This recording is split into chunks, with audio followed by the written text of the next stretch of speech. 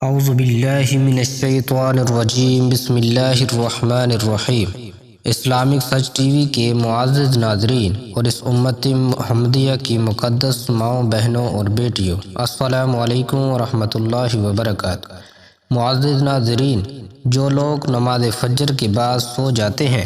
حضرت علی رضی اللہ عنہ کا یہ فرمان ضرور سن لے۔ حضرت عائشہ رضی اللہ عنہا کی مشہور روایت ہے، پھر جب مؤذن فجر کی اذان دے کر خاموش ہو جاتا ہے اور فجر طلوع ہو جاتی ہے،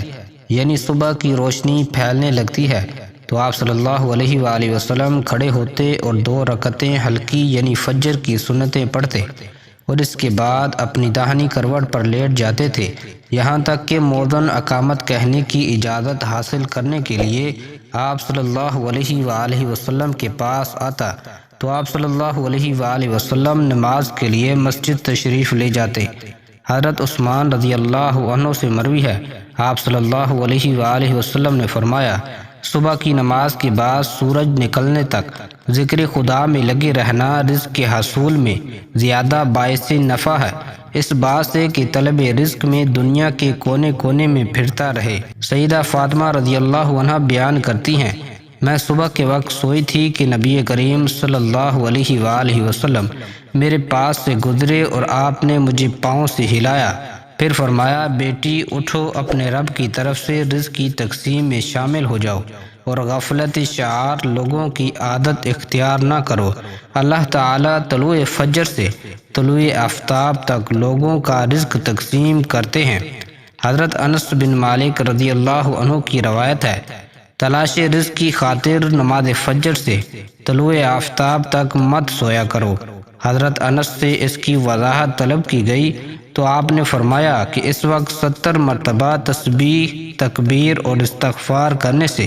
روزی میں برکت ہوتی ہے۔ حضرت علی رضی اللہ عنہ کی روایت ہے، زمین کی سطح پر کیے جانے والے 3 کاموں کی وجہ سے زمین اپنی تکلیف کا اظہار کرتی ہے۔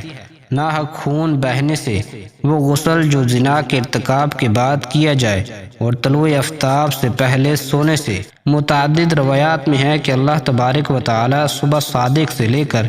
طلوع آفتاب تک مخلوق کے لیے رزق تقسیم کرتے ہیں، یعنی جو لوگ اس پورے وقت میں غافل رہتے ہیں وہ رزق کی برکت سے محروم رہتے ہیں۔ اس حدیث سے یہ بات معلوم ہوئی کہ یہ ممانعت صبح صادق سے لے کر طلوع آفتاب تک پورے درمیانی وقت میں سونے میں ہے، اور اس وقت سونا غفلت شعار لوگوں کا رویہ ہے۔ اسی طرح سلف کے تعامل کے بھی خلاف ہے۔ نبی کریم صلی اللہ علیہ وآلہ وسلم اور صحابہ کرام کا طریقہ کار یہ تھا کہ وہ جب فجر کی نماز پڑھ لیتے تو سورج طلوع ہونے تک اپنی نماز کی جگہ ہی بیٹھے رہتے تھے اور ذکر و اذکار میں مشغول رہتے۔ اس وقت میں ذکر خدا میں لگے رہنا رزق کے حصول میں زیادہ باعث نفع ہے۔ آج ہمارے معاشرے میں یہ ٹرینڈ بنا ہوا ہے کہ نوجوان رات کے 2 بجے 3 بجے موبائل، فیس بک، واٹس ایپ ان سب پر لگے رہتے ہیں، پھر ان سے صبح کی نماز بھی قضا اور دوپہر کے 12 بجے یا 1 بجے تک وہ آرام فرما رہے ہوتے ہیں، اور گھر میں ایسا کوئی بھی انسان نہیں ہوتا جو انہیں ایسا کرنے سے باز رکھے۔ آج ہم آپ کو بتائیں گے کہ حضرت علی رضی اللہ عنہ نے ایسے نوجوانوں کے بارے میں کیا فرمایا اور کیا کچھ ان کی قسمت میں لکھ دیا جاتا ہے جو ایسے حالات کی لپیٹ میں آ چکے ہیں۔ حضرت عبداللہ بن عباس رضی اللہ عنہ سے مروی ہے کہ جو بھی انسان صبح سویا پڑا رہتا ہے تو اس عمل کو اسلام نے سخت ناپسند قرار دیا ہے کہ دوپہر کے علاوہ کسی بھی اور وقت میں مت سویا کرو۔ جیسے کہلولہ کہا جاتا ہے، وہ دوپہر کے اوقات میں ہی ادا کیا جاتا ہے، اور یہ عمل ہمارے نبی پاک صلی اللہ علیہ وآلہ وسلم بھی کیا کرتے تھے۔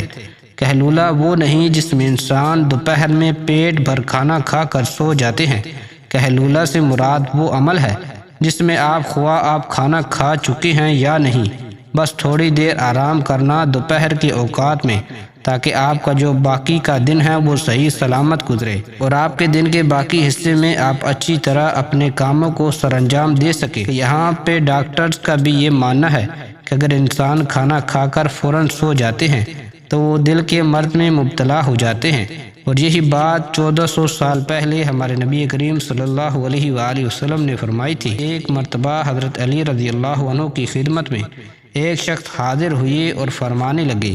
یا علی، صبح سویرے جو انسان سویا پڑا رہتا ہے اس کی قسمت میں کیا کچھ لکھا جاتا ہے؟ جواب میں حضرت علی رضی اللہ عنہ فرمانے لگے، اے اللہ کے بندے، میں نے اللہ کے نبی صلی اللہ علیہ وآلہ وسلم سے سنا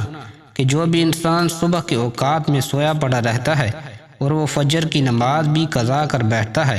اور یا پھر وہ فجر کی نماز ادا کر کے سو جاتا ہے، تو جب فرشتے آسمانوں سے ان کے مقدر کا رزق لے کر زمین کی طرف آتے ہیں اور وہ رزق انسانوں میں بانٹنے لگ جاتے ہیں تو وہ انسان سوئے ہوتے ہیں، اسی وجہ سے وہ فرشتے وہ رزق واپس اپنے ساتھ لے کر آسمانوں کی طرف لوٹ جاتے ہیں، اور جب وہ نیند سے فارغ ہو کر اٹھتا ہے اب ایسے لوگ رزق کی تنگی کی شکایات کرتے پھرتے ہیں۔ آپ نے دیکھا ہوگا کہ جب اکثر لوگ رزق کی تنگی کی شکایت کرتے ہیں، آپ ذرا ان سے پوچھ کر دیکھیں، یہ صرف ایک آزمانے کے لیے آپ پوچھیں تو صحیح، آپ جب ان سے پوچھیں گے کہ صبح کتنے بجے اٹھتے ہو تو وہ آپ کو جواب میں لازماً یہی کہیں گے کہ ہمارا تو آنکھ سویرے کھلتی ہی نہیں، ہم صبح اٹھتے ہی نہیں، اٹھنا بہت مشکل ہے ہمارے لیے، لہذا یہی وجہ ہے جس کی وجہ سے وہ رزق ان پر تنگ کر دیا جاتا ہے، اور پھر وہ تنگ دستی اور بے روزگاری کی شکایت کرتے پھرتے ہیں۔ تو آپ سے گزارش ہے کہ آپ سویرے اٹھا کریں، آپ سویرے نماز ادا کریں اور کوشش کریں کہ مرد حضرات جماعت کے ساتھ نماز ادا کریں، پھر قرآن کی تلاوت کریں، اس کے بعد آپ اپنے دن کی شروعات کریں۔ اب آپ دیکھیں کہ کیسا آپ کا دن گزرتا ہے، آپ کے دن میں برکت ہوتی ہے، اور جو لوگ 12 بجے یا 1 بجے اٹھتے ہیں ان کے حالات کچھ یوں ہوتے ہیں کہ ان کے دن کے کچھ کام بھی انہیں سمجھ میں نہیں آتے، وہ یہ جان ہی نہیں پاتے کہ آج کا دن حالانکہ گزرا کیسے ہے، بلکہ انہیں کچھ کام بھی سمجھ میں نہیں آتا، وہ جو کام کرنے لگ جاتے ہیں اور پھر پلک جھپکتے ہی شام اور مغرب کی اذان ہونے لگتی ہے۔ اور جو انسان سویرے جاگتے ہیں وہ اپنے کام بھی بھرپور طریقے سے سر انجام دے پاتے ہیں، ان کے رزق میں بھی برکت ہوتی ہے اور وہ ایک پرسکون اور خوشحال زندگی بسر کرتے ہیں، ان کی تندرستی کی بھی کوئی شکایات نہیں ہوتی کہ وہ کسی بیماری میں مبتلا ہیں، وہ تندرست ہوتے ہیں، ہر بیماری سے فارغ ہوتے ہیں۔ اللہ پاک ہمیں دین کی سمجھ نصیب فرمائے اور ہمیں نیکوکاروں میں شامل کرے، آمین ثم آمین۔